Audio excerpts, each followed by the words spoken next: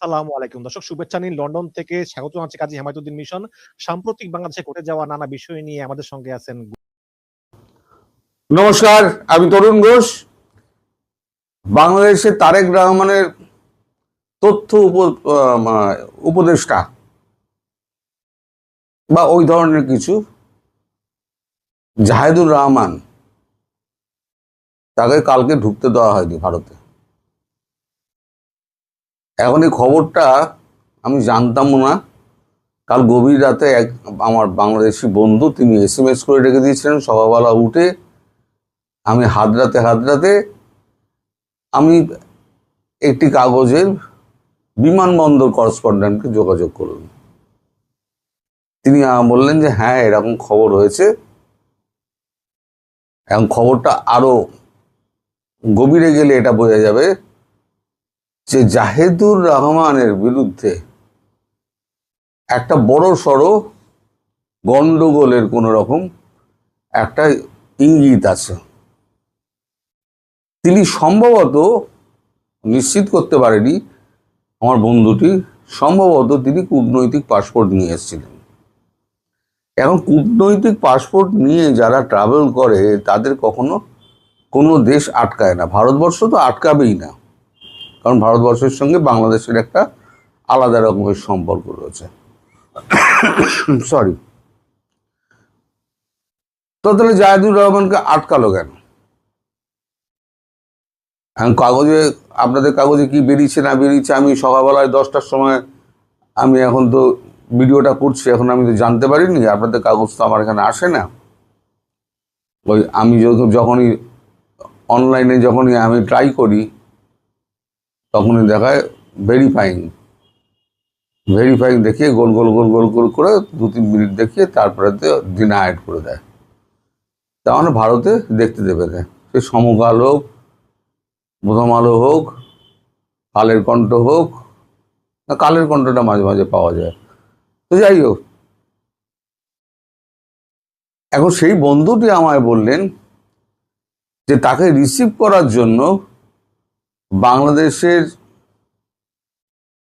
যে high commissioner Riaz Hamidullah, তিনি বিমানবন্দরে উপস্থিত ছিলেন।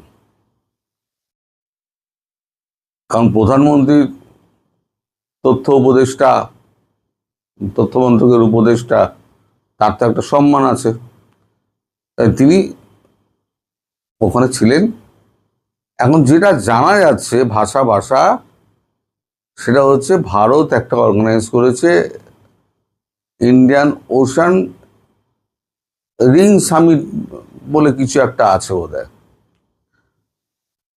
যখন শেখ হাসিনা যখন প্রধানমন্ত্রী ছিলেন সেই সময়তে বাংলাদেশকে যুক্ত করা হয়, তারই একটা কোনো সামিট রয়েছে। সেই সামিটে যোগ দেওয়ার জন্য তিনি দিল্লি এসেছিলেন। এবার দিল্লি বিমানবন্দরে নেমেছেন। আমি যতটুকু জানতে পেরেছি, সত্যি মিথ্যে আমি কোনোদিনই দাবি করব না, ওই সংবাদদাতা, তিনি একটি প্রতিষ্ঠিত কাগজের সংবাদদাতা, তার নামটা বললে পরে মুশকিল আছে, সে আইডেন্টিফাইড হয়ে যাবে যে আমাকে খবর পাচার করছে, তাই নাম বলছি না। তো সে তা করে চাকরি করে। তো যখন ইমিগ্রেশনে যায় তখন তার পাসপোর্ট দেখে তখন ওনাকে জিজ্ঞাসাবাদ করা হয়।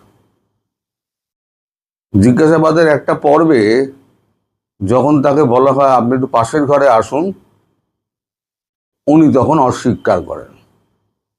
উনি বলেন যা জিজ্ঞাসা করার এখানে করুন, পাশের ঘরে কেন? না, আপনার কাছ থেকে কিছু নির্দিষ্ট তথ্য আমাদের জানার আছে। জাহিদুর রহমান বলেছেন আমি তো ভ্যালিড ডকুমেন্ট নিয়ে আমি ট্রাভেল করছি, তাহলে কেন আমাকে জিজ্ঞাসাবাদ করা হবে? আমি তো কোনো অপরাধী নই, আমি তো কোনো খুন জখম বা আমার বিরুদ্ধে কোনো মামলা নেই। তখন এই গোপ ধরে বসে থাকে আমাদের ইমিগ্রেশন অফিসাররা।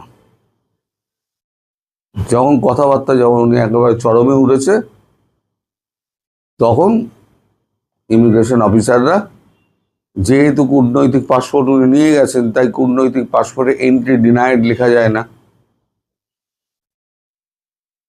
এই ইমিগ্রেশনে যে কম্পিউটার আছে সেখানে লাল ঢেনা মেরে দিয়েছে, মেরে দিয়ে বলেছে ফিরে যান, আপনাকে ভারতে ঢুকতে দেবো না। এখন যখন এই কাণ্ড চলছে, তখন রিয়াজ হামিদুল্লাহ খবর পেয়ে গেছেন, কারণ জাহিদুর রহমান তখন রিয়াজ হামিদুল্লাহকে ফোন করে দিয়েছে। রিয়াজ হামিদুল্লাহ তখন ছুটতে ছুটতে, আমি বাংলাদেশ হাই কমিশনার নিজের পরিচয় দিয়ে ছুটতে ছুটতে তিনি আসেন। তখন উনি বলেন যে আমাদের কাছে কিছু নির্দিষ্ট তথ্য আছে ওনার বিরুদ্ধে, সেই নির্দিষ্ট তথ্যের ভিত্তিতে আমরা ওনার এন্ট্রিটা ডিনায়েড করছি, মানে এন্ট্রি করতেই দেবো না আর কি। আমাদের যে এন্ট্রি ডিনাইড যে লিস্টটা আছে তার মধ্যে ওনার নাম রয়েছে। এবার কিছু জানতে হলে আপনি নয়াদিল্লিতে, মানে আমাদের যে বিদেশ মন্ত্রক আছে সেখানে আপনি যোগাযোগ করুন, তারা যদি এখান থেকে পারমিশন দেন তাহলে আমরা ঢুকতে দেব। এই নিয়ে চরম কথা কাটাকাটি হয়। তারপর রিয়াজ হামিদুল্লাহ এক সময়তে হস্তক্ষেপ করে বলেন যে আপনি চলে যান, আপনি ফিরতি প্লেনে আপনি ঢাকা ফিরে যান, কারণ একবার যখন এন্ট্রি ডিনাইড হয়ে গেছে তখন আর নতুন করে কিছু করার নেই। এরপরে আমি দেখছি বিদেশ মন্ত্রকের সঙ্গে কথাবার্তা বলে যে কেন এটা হলো, কোনো রকম ভুল টুল হলো কিনা, এইসব কথাবার্তা হয়েছে। তারপরে জাহিদুর রহমান ফিরে এসছেন। এখন ঢাকায় ফিরেছেন কি কোথায় ফিরেছেন তা আমি জানি না, আমি এখনো পর্যন্ত কোনো খবর পাইনি। মানে সকাল 10টা অবধি আমি যে এখন খবর করছি, কারণ আমি বেরিয়ে যাব, আজ আমার কলেজে ক্লাস আছে, তাই ভিডিওটা করে আপলোড করে বেরিয়ে যাব টাইম লাইনে দিয়ে। তো এই কথা যখন বলা হয়েছে তখন গজগজ করতে করতে উনি ফিরে এসছেন। আমার যেটা মনে হচ্ছে, মানে আমার যে সংবাদদাতা মুন্দুটি, তিনিও যা বললেন, এনার বিরুদ্ধে ভারত বিরোধী প্রচুর কথাবার্তা উনি বলেছেন, এবং শেখ হাসিনা উৎখাতের পেছনে এনার একটা বড় অবদান রয়েছে। আমি একবার আপনাদের ভিডিওতে বলেছিলাম যে যত মুড়োগুলো দেখা যাচ্ছে না, সব কিন্তু ছবি তুলে রাখা হচ্ছে এবং সব নাম কালেক্ট করে রাখা হচ্ছে। এই একটাও ভারতে এন্ট্রি পাবে না। যারা রাস্তায় নেমেছিল, বিপ্লব করেছিল, হ্যাঁ, ওই স্বৈরাচার দূর করেছিল, তারা একটাও ভারতে এন্ট্রি পাবে না। দেখুন আমার কথা সত্য হলো কিনা, ভারতে কিন্তু উনি এন্ট্রি পেলেন না। এইবারে দেখা যাক রিয়াজ হামিদুল্লাহ কিছু করতে পারে কিনা। তবে আমার মনে হয় এই যে এনাকে ফিরিয়ে দেওয়া, তথ্য উপদেষ্টাকে যে ফিরিয়ে দেওয়া, এটা কিন্তু তারেক রহমানের গালে কষিয়ে একটা চড় মারা। তোমার মন্ত্রকের উপদেষ্টাকে যদি আমি দেশে না ঢুকতে দিই তাহলে সেটা কিভাবে দেখা হবে? গালে চড় মারার সামিল তো, চড়টাই মারলো। এইবার তুই কার কাঁধে গিয়ে কাঁধে মাথা রেখে কাঁদবি, তুই কাঁদবে যা। তার মানে এখান থেকে স্পষ্ট হচ্ছে তারেক রহমানের সঙ্গে ভারতবর্ষের সম্পর্কটার লেভেলটা কোন জায়গায় গিয়ে এখন পৌঁছেছে। আমি বলি না, সম্পর্কের লেভেলটা এখন চায়ের তলানিতে এসে থেকেছে। এখন আমার মনে হচ্ছে কাপ উপর করে দিয়ে তলানি যেটুকু ছিল সেটুকুও বোধহয় ফেলে দেওয়া হয়েছে। এটা তার একটা নমুনা, ছোট নমুনা। এখন তারপরে কি হয় সেটা তো ভবিষ্যৎ বলবে। আগামীকাল আজকে মানে রাত্রিবেলা আমি কলেজ থেকে ফিরে এসে, ইউনিভার্সিটি থেকে ফিরে এসে আমি খবর পাবো। তখন যদি সেরকম ডেভেলপমেন্ট থাকে আমি আপনাদের জন্য আবার ভিডিও করব। বাংলাদেশের প্রধানমন্ত্রীর তথ্য ও সম্প্রচার বিষয়ক এবং পলিসি ও স্ট্র্যাটেজি বিষয়ক উপদেষ্টা ডক্টর জাহেদুর রহমান গতকাল ভারত গিয়েছিলেন একটি বৈঠকে অংশগ্রহণ করতে, কিন্তু তিনি দিল্লি এয়ারপোর্টে কিছু ঘটনার মুখোমুখি হন, যার ফলে তিনি আর ভেতরে যাননি, বরং তিনি গতকাল রাতেই বাংলাদেশের উদ্দেশ্যে রওনা দিয়েছেন। কি এমন ঘটনা ঘটেছিল যে তিনি আসলে দিল্লির ভেতরে ঢুকতে পারেননি?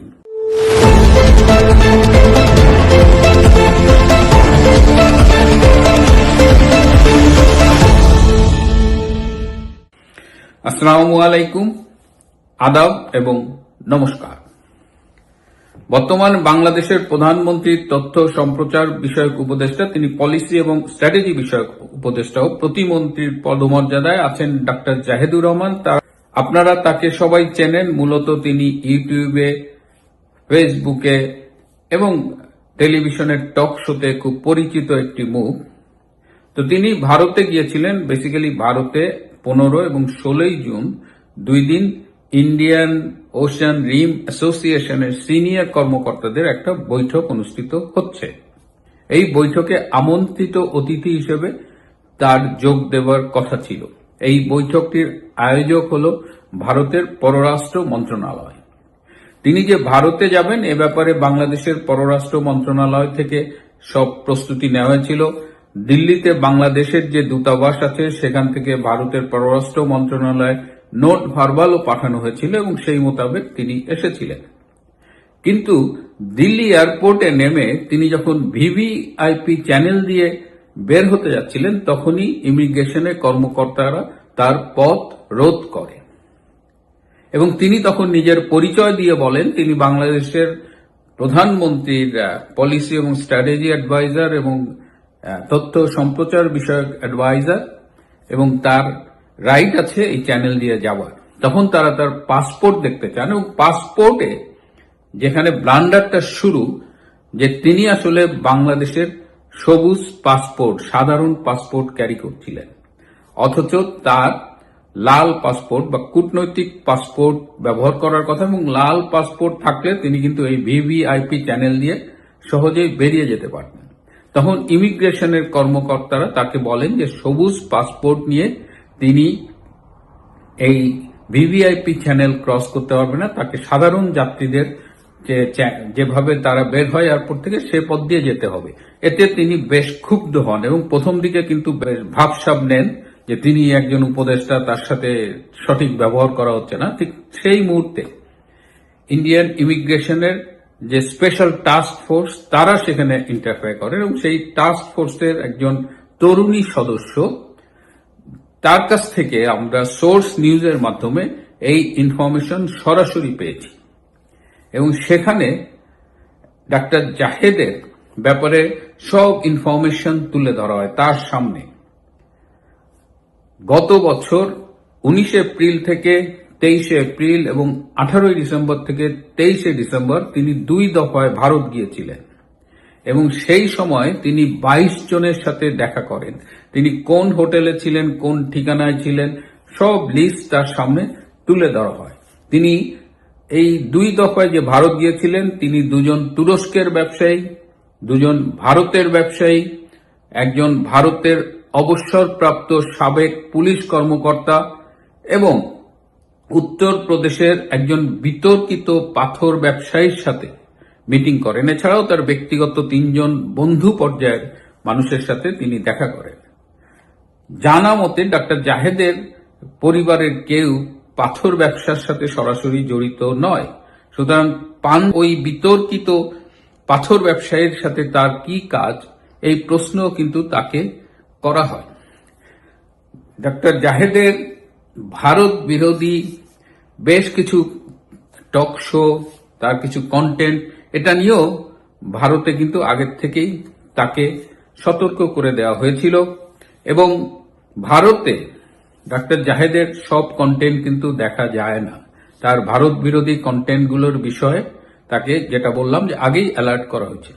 2018 সালে বিএনপি যেবার নির্বাচনে অংশগ্রহণ করেছিল, সেবার অনেকগুলো কন্টেন্ট কলকাতা থেকে তৈরি করা হয়েছিল এবং বিএনপির সেই কন্টেন্ট তৈরির সাথে ডাক্তার জাহেদ জড়িত ছিলেন। এই যে দেশটা তোমার বাপের না, এই ধরনের অনেক আপত্তিকর ভাষায় তারা কন্টেন্ট নির্মাণ করেছিল। তো সব কিছু তার সামনে তুলে ধরা হয়। তো এই সময়ে তিনি বেশ নার্ভাস হন এবং বিব্রত বোধ করেন। তিনি এই সময় বাংলাদেশের পররাষ্ট্রমন্ত্রী খলিলুর রহমান, বাংলাদেশের অর্থমন্ত্রী আমির খসরু চৌধুরী এবং আরো দুই একজন এমপিকে ফোন করেন এবং ডক্টর খলিল, আমির খসরু চৌধুরী এদের সাথে আলাপ করে এদের পরামর্শক্রমে ভারতের উচ্চ পদস্থ কিছু কর্মকর্তার সাথেও তিনি যোগাযোগ করেন।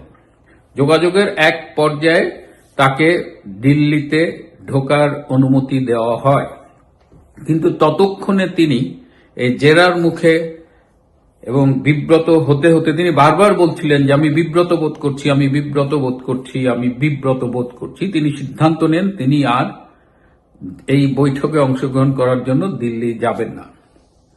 একটা কষ্টের ব্যাপার হলো এই আয়োজকদের পক্ষ থেকে যারা তাকে দিল্লি এয়ারপোর্টে রিসিভ করতে আসছিল, এক পর্যায়ে ফোন করে ডাক্তার জাহেদ তাদের কাউকে আর পাননি। তারা এই পরিস্থিতি, ইমিগ্রেশনের ঝামেলা দেখে তারা কেটে পড়েছেন।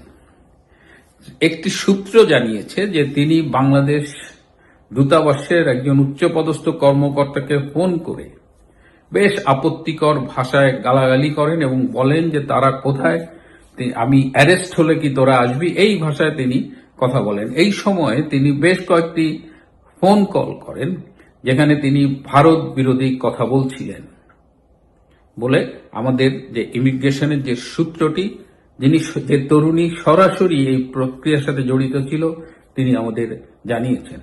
শেষমেশ তিনি যখন সিদ্ধান্ত নেন যে তিনি ফিরে যাবেন, তখন অনেক রাত হয়ে গেছে এবং দিল্লি থেকে বাংলাদেশের সরাসরি কোনো ফ্লাইট ছিল না। ভুটানের ড্রুক এয়ারলাইন্সের একটা ফ্লাইট ছিল, কিন্তু সেটায় কোনো সিট ছিল না। তখন তিনি শ্রীলঙ্কান এয়ারলাইন্সের একটা ফ্লাইটে কলম্বো হয়ে বাংলাদেশে, এই আজকে বাংলাদেশের বিকালে কিছুক্ষণ আগে তিনি ফিরেছেন।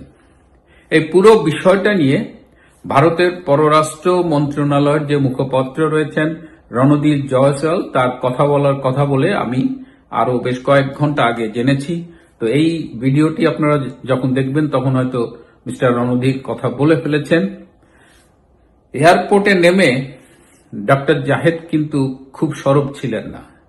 তিনি তেমন কোনো কথাই বলেননি। তিনি একটা ভুল বোঝাবুঝি হয়েছে এরকম একটা ব্যাপার বলে তিনি চলে গিয়েছেন। আমাকে আরো একটি সূত্র নিশ্চিত করেছে যে বাংলাদেশের প্রধানমন্ত্রী তারেক রহমান তাকে এই বিষয়টা নিয়ে কোনো রকমের বাড়াবাড়ি করতে মানা করেছেন।